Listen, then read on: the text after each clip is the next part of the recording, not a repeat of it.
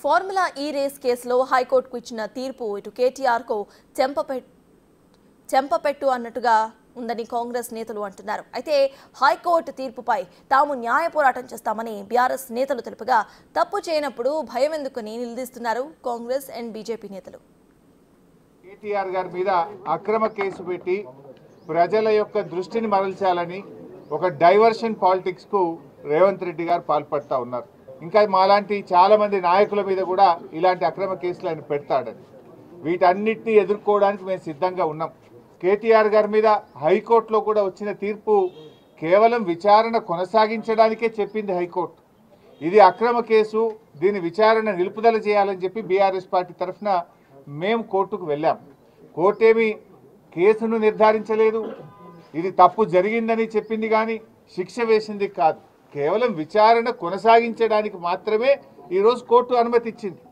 విచారణకు సహకరిస్తాం. అసలు అవినీతే జరగలేదు, రాష్ట్ర ప్రభుత్వం నుంచి ₹1 కూడా గ్రీన్కో కంపెనీకి చెల్లించలేదు. ₹1 ఇవ్వలేనప్పుడు అక్కడ అవినీతికి ఆస్కారం ఎక్కడిది? అయినా ఇది ఎప్పుడు జరిగింది? రేవంత్ రెడ్డి గారు ప్రమాణ స్వీకారం చేసిన 3వ రోజే ఆ కంపెనీ ప్రతినిధులు రేవంత్ రెడ్డి గారిని కలిశారు. ఏడాది పాటు నువ్వు ఎందుకు కేసు పెట్టలే, ఏడాది తర్వాత ఎందుకు పెడుతున్నావు? కేవలం ఒక కుట్రతోని ప్రజల దృష్టి మరల్చడానికి ప్రభుత్వం చేస్తూ ఉంది. హైకోర్టులో కేటీఆర్ గారికి ఈనాటి తీర్పు ఓ చెంపపెట్టు లాంటిది, చుక్కెదిరినటువంటి సందర్భం. మా సిరిసిల్లలో మాట్లాడుతూ ఓ లొట్టె పీసు కేసు పెట్టుకుంటారు, ఏం చేసుకుంటారో చేసుకోపోమన్న ఈ పెద్ద మనిషి క్వాష్ కోసం పోయినట్టు సందర్భం. బీఆర్ఎస్ పార్టీకి కేటీఆర్ గారి జైలు బయలు పట్టుకున్నది. రాజకీయ కక్ష సాధింపు ధోరణి చేస్తున్నారని చెప్పనే మాట్లాడుతున్నారు.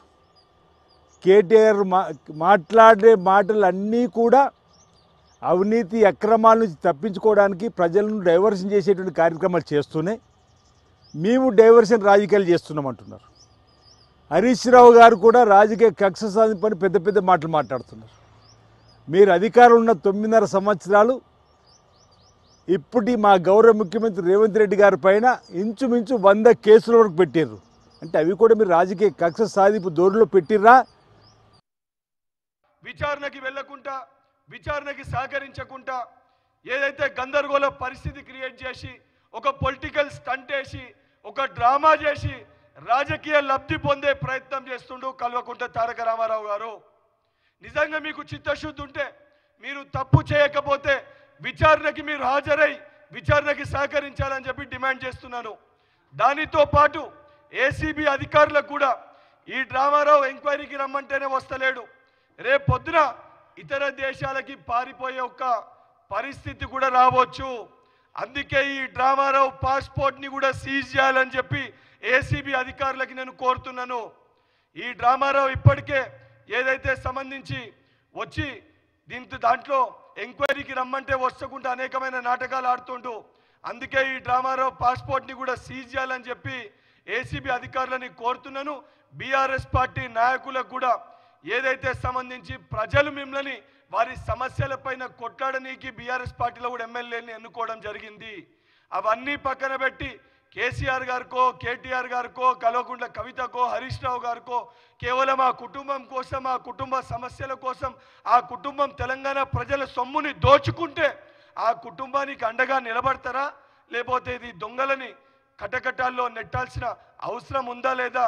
మీరు కూడా బీఆర్ఎస్ పార్టీలో ఉన్న శాసనసభ్యులు ఒకసారి పునరాలోచించుకోవాలని చెప్పి వారిని కూడా కోరుతూ, ఏదైతే నిజంగా కేటీఆర్ నువ్వు తప్పు చేయకపోతే విచారణకి సహకరించాలని చెప్పి డిమాండ్ చేస్తున్నాను.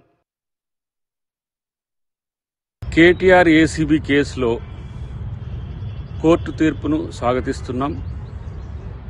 అవినీతి జరిగిన దగ్గర అసలు విచారణే వద్దని చెప్పి కేటీఆర్ కోర్టుకు పోవడం అనేది అప్రజాస్వామికమని కోర్టు చెప్పడం దీనికి ఒక ఉదాహరణ. అన్నిటికంటే ముఖ్యంగా ఏంటంటే, దొంగతనం చేసిన తర్వాత ఆ దొంగతనాన్ని దొంగతనం కాదు అని నిరూపించడానికి శతవిధాల ప్రయత్నం చేస్తున్న పరిస్థితి మనం గమనిస్తున్నాం. ఈరోజు మానవ హక్కుల కోసం పోరాటాలు చేసేటోళ్లకు కోర్టులు బాసటగా ఉంటాయి తప్పితే దొంగల హక్కుల కోసం పోరాటము, దోపిడీదారుల హక్కుల కోసం పోరాటం చేసేటోళ్ళకు కోర్టులు, చట్టాలు సపోర్ట్ చెయ్యవనే విషయం కేటీఆర్ తెలుసుకుంటే మంచిది. ఇదేదో ఆ అవినీతి చేయకంటే ముందు, ఆ అక్రమం చేయకంటే ముందు ఉండాల్సిందనేది నా వ్యక్తిగత అభిప్రాయం, పార్టీ అభిప్రాయం కూడా. ఇలా ప్రభుత్వం ప్రజల ఆస్తులకు రక్షణగా ఉండాల్సింది పోయి మీకు ఇచ్చిన అధికారాన్ని దుర్వినియోగం చేయడమే కాకుండా ఇష్టానుసారంగా నిధులను ఇతరులకు, ప్రైవేటు వ్యక్తులకు తరలించడం అనేది ఆర్థిక నేరం. అది ప్రజాప్రతినిధిగా ఉన్నప్పుడు ఇంత సోయిని మర్చిపోయి కేటీఆర్ చేసిన ప్రయత్నానికి ఈరోజు ప్రభుత్వం చర్యలు తీసుకోవడానికి వచ్చింది. దానికి కోర్టుల మద్దతు ఉండడం అనేది కూడా ఇది స్వాగతించాల్సిన అంశం. బాగా పైసలు ఎక్కువైనాయి, అడ్వకేట్లను హైర్ చేసుకుంటున్నారు. నేను చెప్పినా కదా, మోస్ట్ అభద్రత భావం ఉన్న కుటుంబం ఇది. పుట్టిన భయపడతారు వీళ్ళు. రేపు జైలుకు పోవాలి. మనకున్న అలవాట్లు ఎట్లా బతకాలి, ఈ భయము, నిద్ర పడతలేదు, క్వాష్ పిటిషన్లు, కేవేట్లు, అరెస్ట్ చేయకుండా ఇది ఏమంటారు యాంటిసిపేటరీలు, అన్నిటి కింద మీద పడుతున్నారు.